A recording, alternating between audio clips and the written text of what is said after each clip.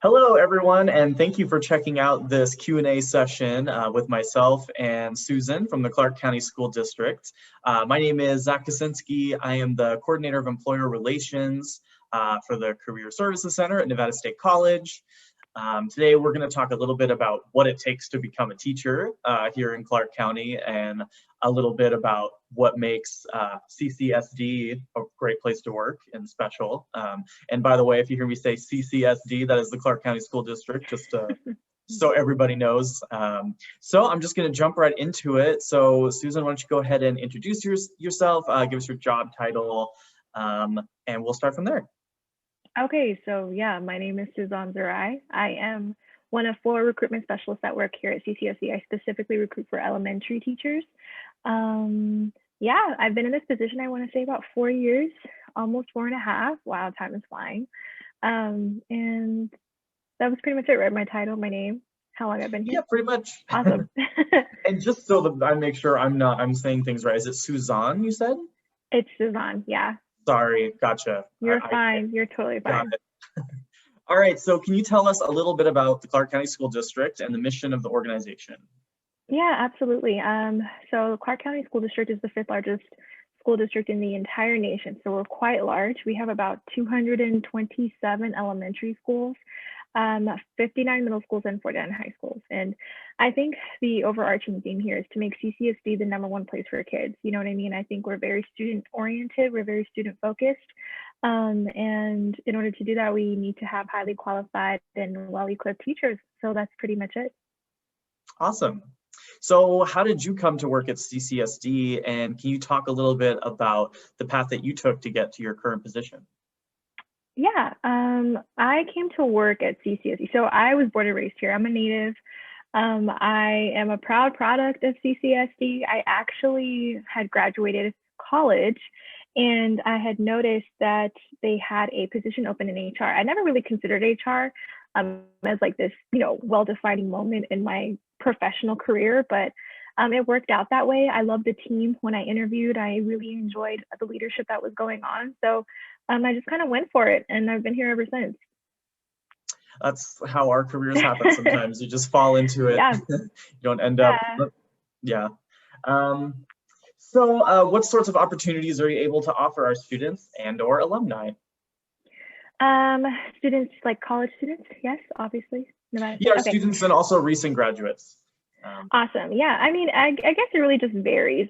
We obviously don't only offer careers for just educators, right? Like if you are looking to start in the support professional role, if you're looking to substitute for a little while, if you're looking to volunteer, tutor, whatever, there are plenty of options for you. We're a very, very large district. We're like the largest employer in Nevada, right? 40,000 employees, and then approximately 18,000 of those are teachers. So everyone else, which is the majority, are people in the support system, right? Support in some shape, way, or form. So if you're looking for just some way to kind of get your feet wet, it doesn't necessarily mean it has to be education. I obviously work in HR for the district, right? So yes, education is, instrumental, but it's HR. We're doing a lot of HR things. So there's plenty of opportunities to kind of just see where you would want to fit, and it's never permanent if you don't want it to be. You can always just figure out what exactly is your niche. So I like that. Awesome. Yeah, that's good to keep in mind. So what are the requirements for becoming a substitute teacher? We have a lot of questions from students who want to sub and aren't sure how to go about doing that. Yeah, to sub, you only need 60 college credits from an accredited university. That's really it. And you would be able to apply for a substitute license through the Nevada Department of Education, and you get one and you start subbing. It's fairly simple. Awesome. Good to know. There's not any sort of exams or anything for that? No, not that I know of.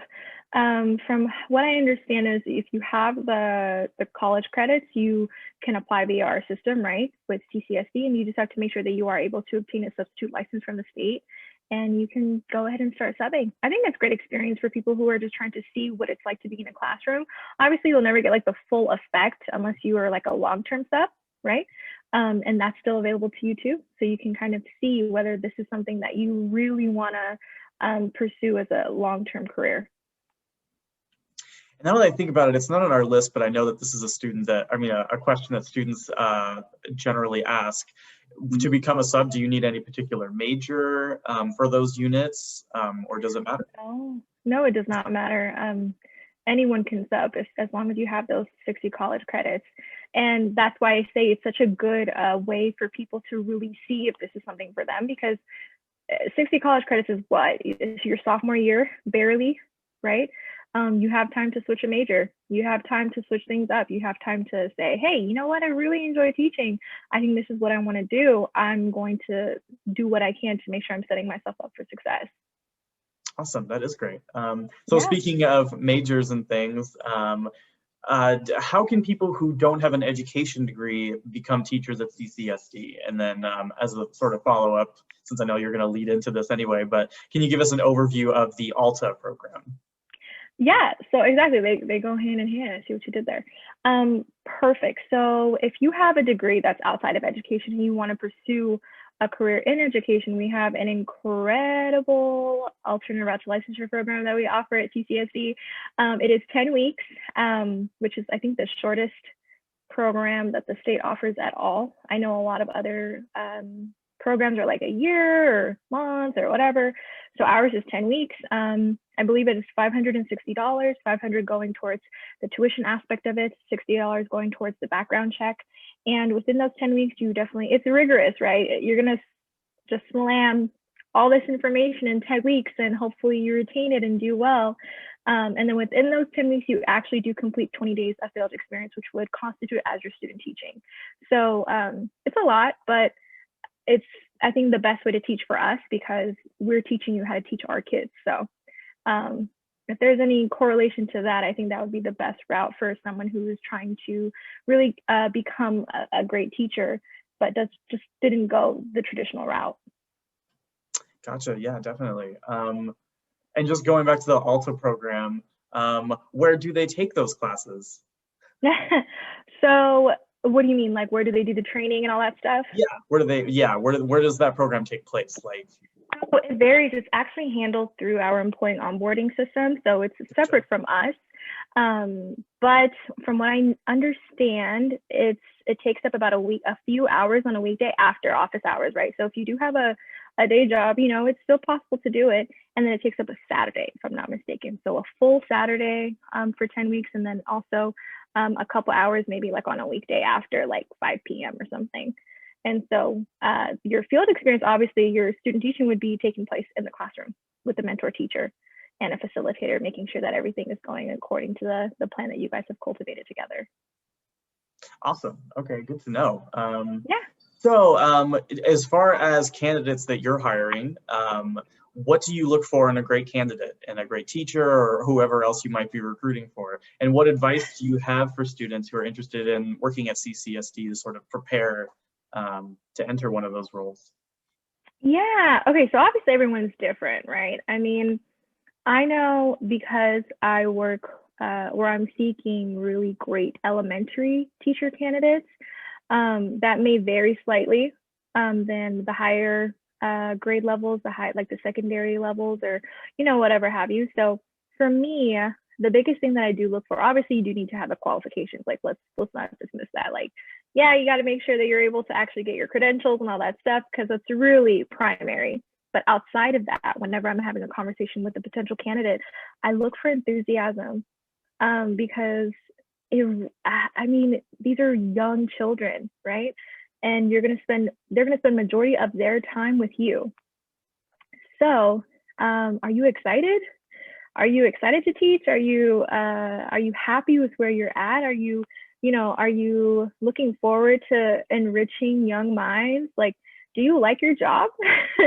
Those are really, really important factors to consider because kids don't know any different, right? They just know that they're here to learn. They know they're here to socialize and they're here to grow. And they have this authority figure in the classroom who's going to help mold them and mold their minds and teach them things that are supposed to help them be better citizens, right? Or at least great, adequate ones that know what they're doing and are well equipped to face the world.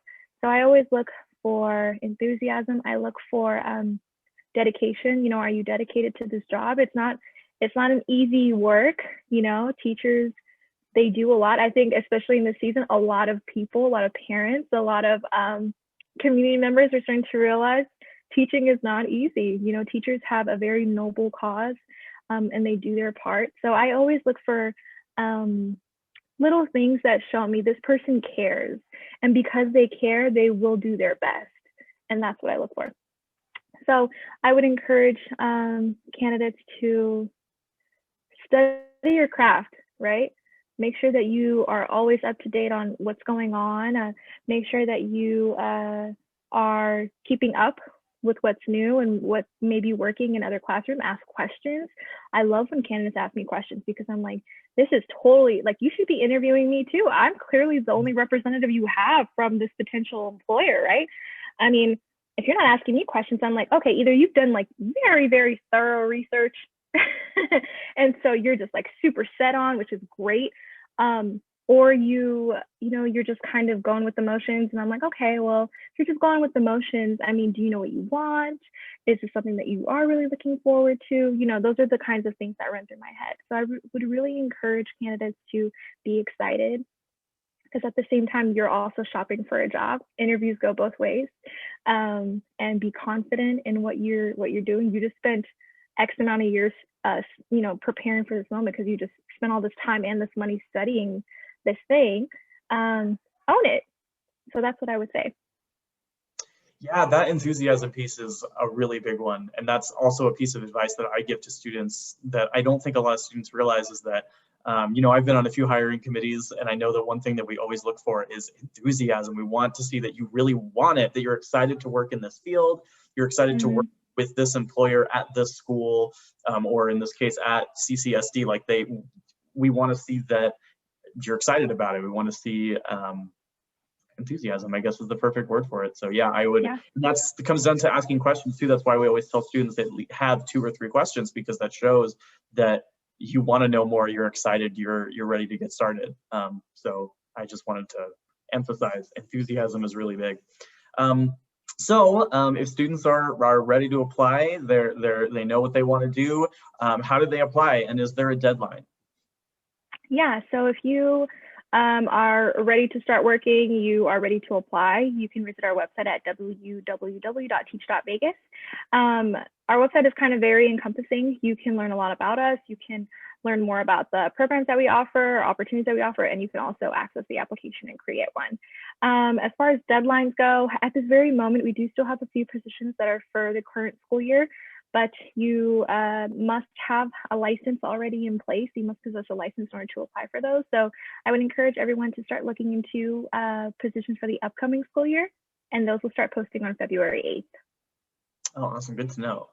Yeah. Also, I believe we like to push Handshake out. I believe these jobs are also posted on Handshake. They probably direct you over to your website, but just if you're a student that uses Handshake all the time, you can also check for those positions on Handshake.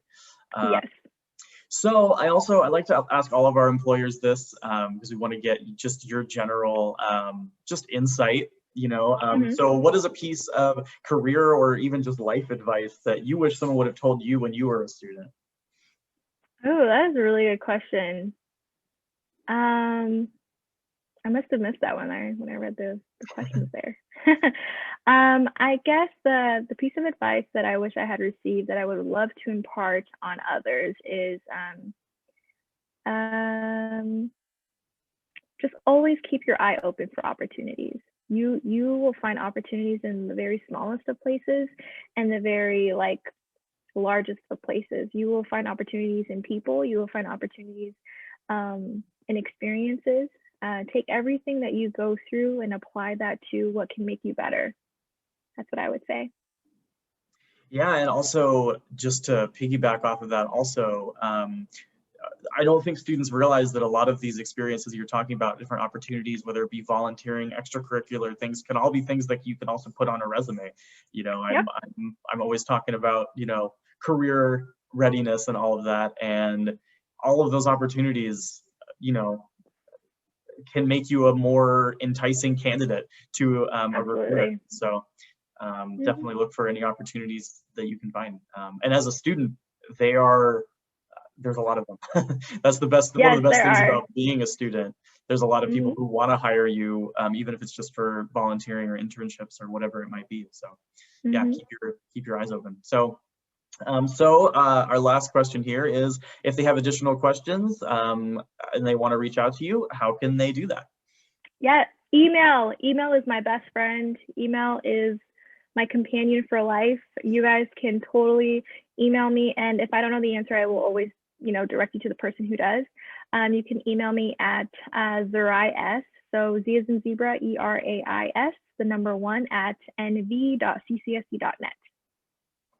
Awesome. And I'm going to sound like a broken record. I think I'm probably going to say this in every video that I do, but Oh, you're fine. Employers want to hear from you. You know what I mean? You're not bugging them when you email them. So don't be nervous about it. They want to hear your questions. They want you to reach out. So, they wouldn't put that information there. They wouldn't give you this information if they didn't want you to reach out. So please reach out. Send an email, Absolutely. ask questions. Ask us questions. We encourage it. We won't know how to help you if you don't. So please do. Yeah. So thank you so much, Suzanne. I'm so sorry that I was saying your name wrong all this time. You're so fine. You're totally fine. Awesome. Well, thank you so much for this opportunity. I really appreciate it. Thank you. We're really excited. Students, feel free to check out other videos that we have on the Career Video Library here. And thank you for tuning in. Make sure you reach out to Suzanne if you have any questions, and we will see you next time. Thank you so much. Thank you.